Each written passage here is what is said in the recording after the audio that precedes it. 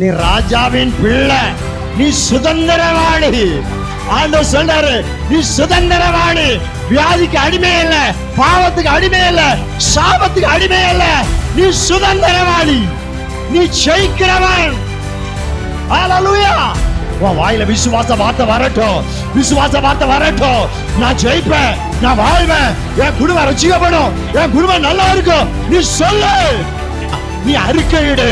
ஓ, இந்த தேசத்துல செய்திகள் பரவும். நான் என்ன நம்பல, என் மேல இருக்கிற அபிஷேகத்தை நம்பி சொல்றேன்.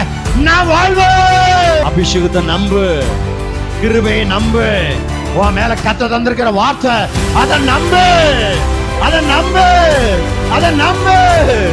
என் வலது பக்கத்தில் 1000 பேரும், என் வலது பக்கத்தில் 10,000 பேர் விழுந்தாலும் அது என்னை அணுகாது.